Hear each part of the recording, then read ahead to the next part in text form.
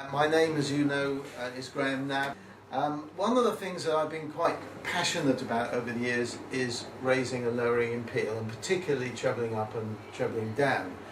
What I want to do first of all is just play you something.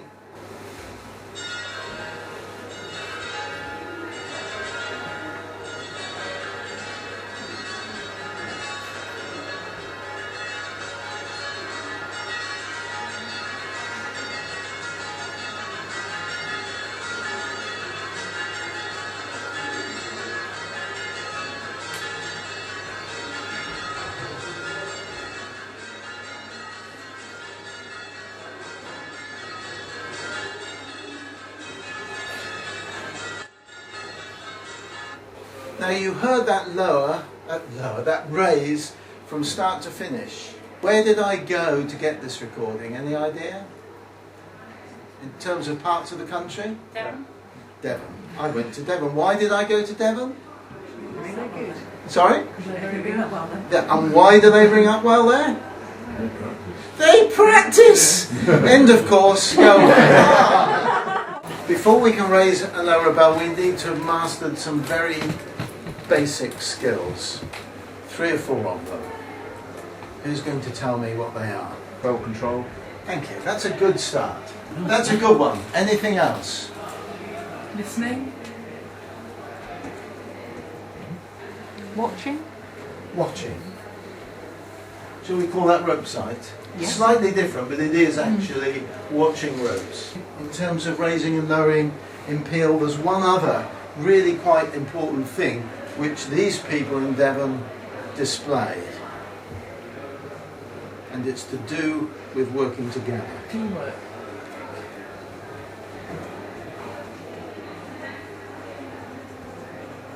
You will never ever get a good raise or lowering peel without good teamwork. That's what it's all about.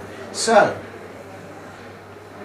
we've got to look at all these. Well, we've established that we can do a certain amount of listening. We'll do a certain amount of looking later on, and we'll talk about how the teamwork thing works also a little later.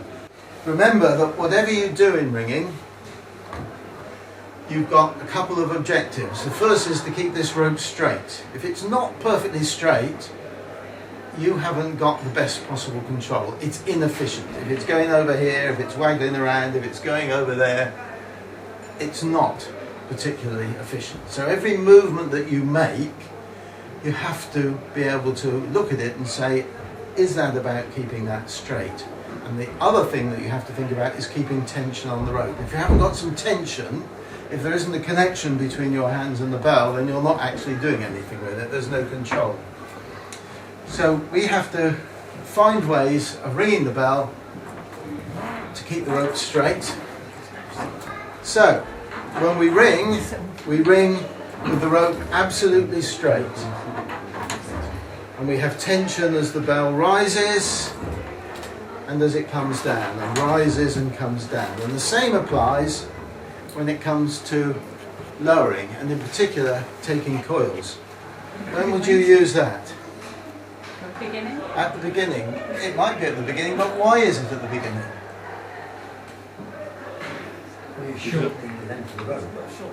Yes, absolutely.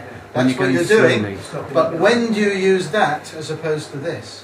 When you're using the other hand for another purpose. Exactly, which is? To hold the sally. Precisely. Pull my rope up and pretend it's going up a backstroke. Okay? So, what's happened there is that as it rises, my left hand is allowed to slip down the rope. I now pull with both hands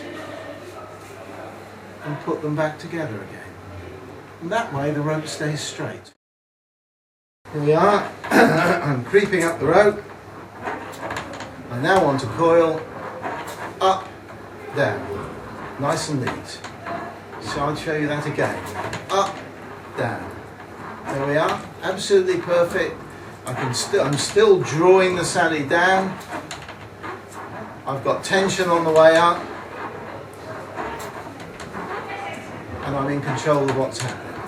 And you may find that some people do it differently. Some people like to do what I call a left-hand pocket one, which is on the way down.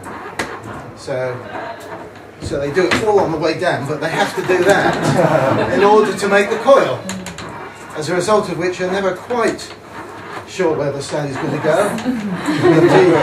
I forgot about the wire for a second there. So that's not a good one. Then you get people who do it like that, who do it as an extra movement on the way up,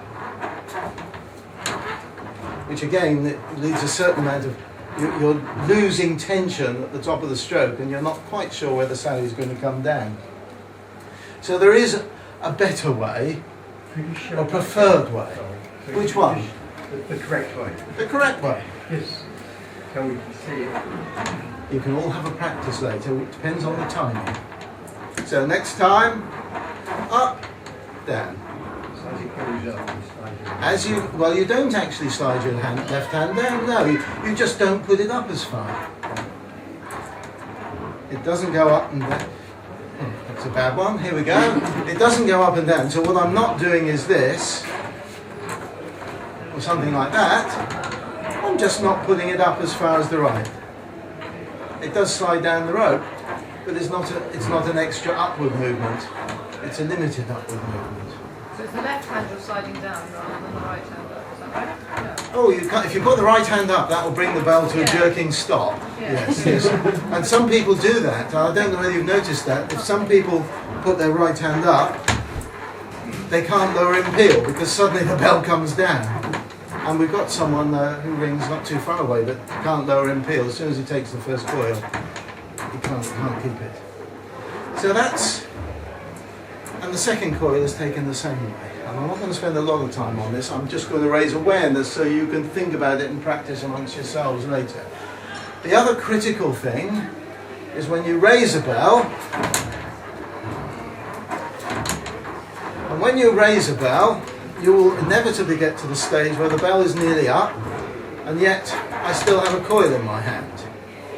And what I don't, under any circumstance, to happen is for that Sally, for that to go up and hit the stay or go over the balance while I've got a coil in my hand, and while I'm only ringing with one hand. But if I just drop the coil like that, I've suddenly let out a foot of rope, and I'm in trouble. It doesn't work. So you have to learn the technique, take a coil first, of releasing the last coil, and that's done quite easily.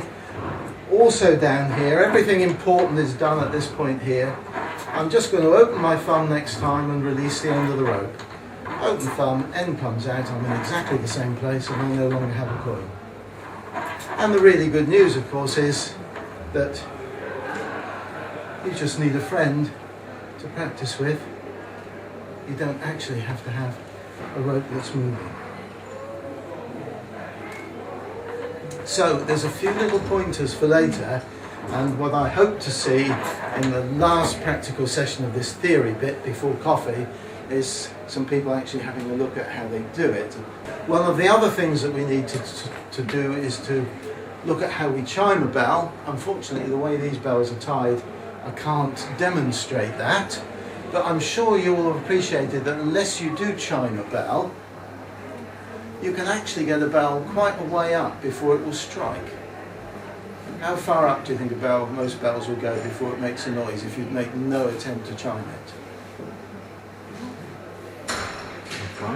Yeah, could almost go halfway. Certainly a third, certainly halfway. And yet, if you're aiming to raise a no in rounds, if you can't strike your bell and make it sound, you're going to be in some difficulty, aren't you? Why? Why will it go all that way up without striking? Anybody going to tell me? Because you're not checking it. Yeah, but what does checking it do? Yeah. Makes the bell So- and the clapper go at different speeds.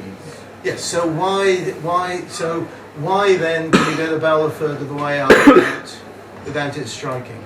Because the bell and the clapper are going at the same speed and therefore they're in sync with each other. Absolutely. Actually, this is the wrong way around, that headstock. But what actually happens is there is a joint there, and any joint has a certain amount of friction. And so if this bell, it's going towards you, but let's say it was going side to side, that clapper would stay there until suddenly that friction would break through the weight of the clapper and it would begin to hit the bell. But you can quite easily chime a bell by making it move and then just checking it, and you need to continue as the bell goes up. So in Devon they started off immediately 1, 2, 3, 4, 5, 6. Do you know what that's called colloquially in Devon or anywhere really? No, that's called pitching in. Or it is down in Devon, I don't know what they might call it anywhere else. And that's what I was used to when I learned to ring in Somerset. There are three ways of starting. You can start sequentially, you can start pitch in, or what more usual,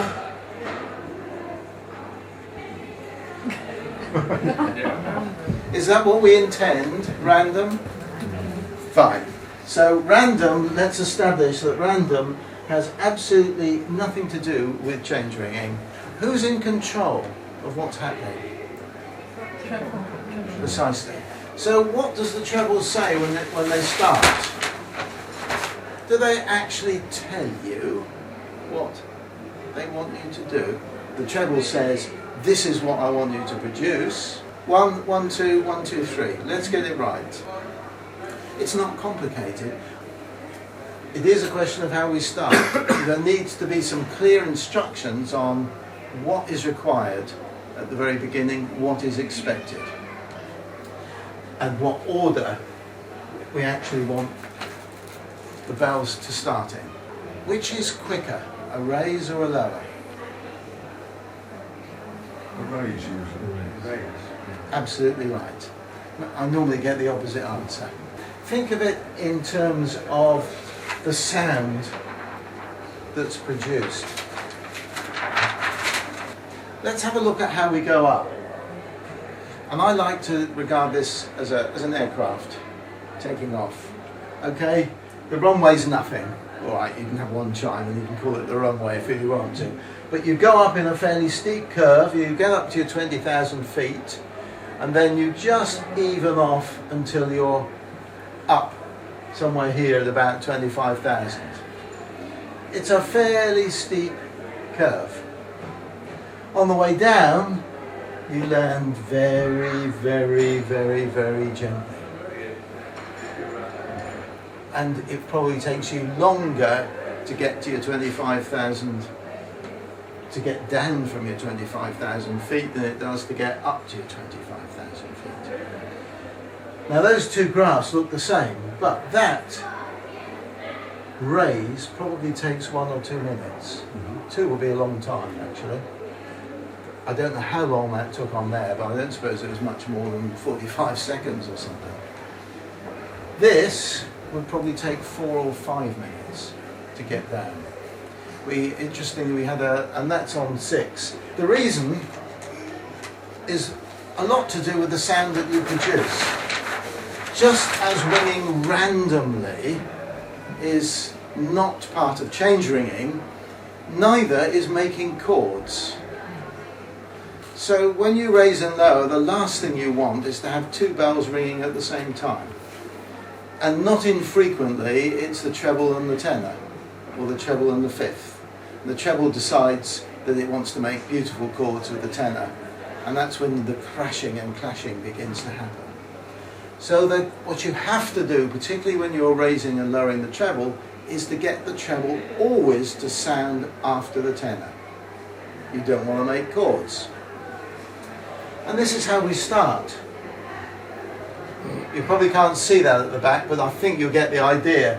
We go 1, 1, 2, 1, 2, 3. We've been through this. 1, 2, 3, 4, 5, 6. After that, ideally, you get 1, 2, 3, 4, 5, 6, 1. 1, 2, 3, 4, 5, 6, 1, 2. And so on until eventually you get 1, 2, 3, 4, 5, 6, 1, 2, 3, 4, 5, 6. In order to do that, the treble has to get up quite high to start with, because as soon as it starts striking on both sides, it has to be after the tenor. And sometimes you get 1, 2, 1, 1, 2, 1, 2, 3, 1, 2, 3, 4, 1, 2, 3, 4, 1, 1, 2, 3, 4, 5, 1, 1, 2, 3, 4, 5, 6, 1. The treble may come in quickly, but what you don't want to happen is 1, 1, 2, 1, 2, 3, 4, 1, 2, 3, crash, 1, 2, 3, 4, 5, crash, with the treble making life really difficult for everybody. So raising is quick, whereas lowering, you can't get the treble down in front of the tenor, so you have to wait and wait and wait. What actually happens? Here we are, look, 1, 2, 3, 4, 5, 6, 1, 2, 3, 4, 5, 6. What happens between there and there? We're spacing them out. How are they spacing out? Who's doing that? Everybody is a better answer. The second is influential. But the reality is, this is where the teamwork comes in. Because if you're going to space them out evenly and accurately, everybody has to be sympathetic to the change of rhythm. And yes, the second has a little influence there. The treble doesn't. If the treble leaves a big gap, all you get is whether it was 6, whether it was 6, whether it was 6, whether, which is not really very interesting and doesn't sound very nice. So at this point, the whole teamwork thing takes over, and the bells space out. And somebody remarked on the fact that they were getting slower. They were spacing out on that recording, and that's exactly what goes on. What are the problems that we have with raising and lowering? If you're lowering the fourth here, what sort of problems are you going to have to deal with? One of the worst things I used to hate hearing, particularly when I was ringing up a tenor, is a treble ringer say, "Well, I won't go up too fast for you." And I say, no, please. If you've ever tried to chime a tenor, it's absolutely killing. You don't want to chime it. You want to chime the thing once, and you want to get it as fast as you can to doubling, so you've got no more chiming, and the main part of your work is done. And if you're hanging around there for ages trying to chime a bell because the treble ringer thinks you're doing a favour, it's an absolute killer. An absolute killer. Much better you get someone on the bell who can get it up to double, who can slam it, chime it, getting up to doubling it in 4 or 5 pulls, and all his work is done. So it is really a question of technique. You can get the bell up very quickly. Clearly you have to check the bell and chime it. Yeah. The general rule of thumb is that if it misses twice consecutively, you've got it wrong. Doesn't apply to every bell, but it's a fairly general rule of thumb. Going back to where I was, you're raising or lowering the third or fourth, somewhere in the middle. What are the issues that you have to deal with? What's going on in your head, particularly if you get out of sync? Well, whether you're too high or too low. React instantly if you're getting a little bit too far away or a bit too far in front. Because whilst you're close and you can see you're just a little bit in front, you know whether to go up or down. If you're getting in front of the bell or too close to them, get the thing up a little bit. If you're leaving a bigger gap, get down. You've got that narrow opportunity, and the treble ringer should be telling you. Anyway, the treble ringer's in charge, they should be giving you advice on what to do. Once you get wildly out, you're in difficulty, and ideally you need someone to say, just get him up a bit, just get him up a bit, or whatever it is. But what you have to remember is that when you do get right, you've got to get corrective action, because in order to get right, you've slowed up the number of RPM, if you like, that your bell's doing, and once you get there, you've got to speed up again to get in order with everybody else, and that's a really tricky thing to do. Rules for raising. There's one really good rule for raising, and there's one really good rule for lowering, and they tend to apply to the treble, but primarily to the treble, but they apply to others as well. On the way up, the treble in particular should never stop going up. Never. Because if they do, or anybody else does, you have problems. And what you tend to see with a lot of raises and lowers, you'll start off and they're all nice and even like that, and then the treble will ease off a little bit. and they all space out. And the problem with that is that the time available to ring the change is only that. So you've suddenly got 1 and 6 beginning to ring together. And all these people space out, and the change gets wider and wider. And the same thing happens, perhaps you're ringing away fairly evenly, and one bell gets too close. This is the opposite example. And so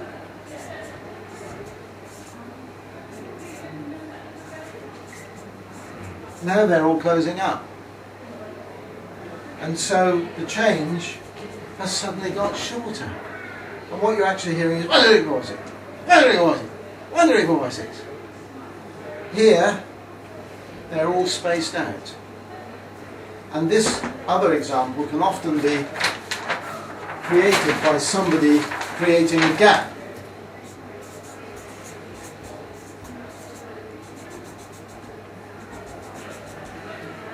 And so, let's say our 4th ringer is just beginning to get too high and getting too far away. The next time round,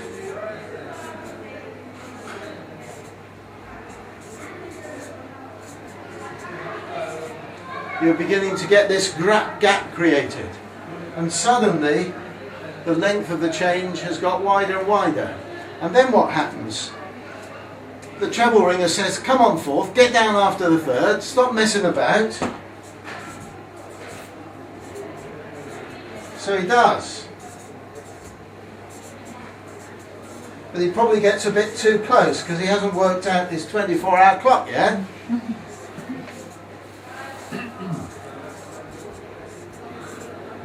And that's what happens. So the change has gone from being long to being short.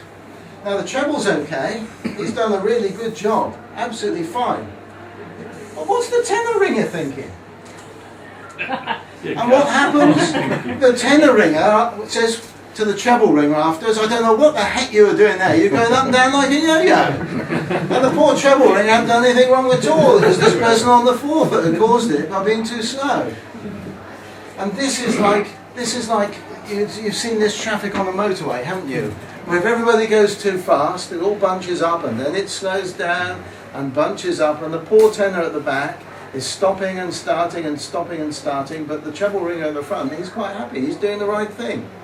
It's everybody in the middle that is not working at a team and is bunching up and spreading out that is actually causing all the problems. So one of my other little phraseologies for raising and lowering is mind the gap. As soon as a gap appears, action has to be taken, largely by the treble ringers.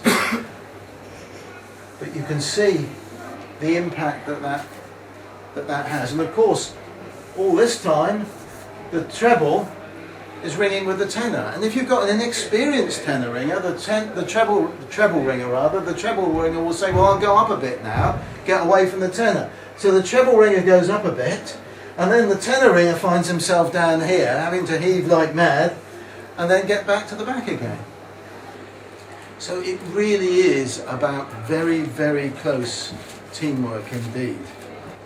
The rule for lowering, the rule for raising is always keep going up. The rule for lowering is no sudden movements. Never any sudden movements. If you suddenly take up 2 inches of rope and the guy in front of you is taking up 1 inch, before you know it, you'll be down there. If you foul up making your coil, so for one blow you're too quick, same thing's happened and you're in the wrong place on the clock dial again. So always with lowering, nothing should be sudden. It should be steady, even, slow, and if you get all that right, it might actually be perfect as well. Just how should we approach practice? If you've got a learner and they've got good bell control, they've been taught how to raise and lower a bell, but you want to develop them so they can lower in peal, how would you do that? What would you get them to do? Start with low numbers. If somebody can't raise evenly on 3, there's absolutely no point asking them to do it on 4 or 5 or 6 or 8. It's easy to hear your bow on 3. 3 is a good start. I must admit I tend to use 4, but that's neither here nor there. 3 is a good start because anybody can hear 3 blind mice and any error is detectable. And get people to be able to do it on 3, and then on 4, and then so on and so forth. So like any other learning or teaching, you need to do it in a structured way. That way you'll be successful.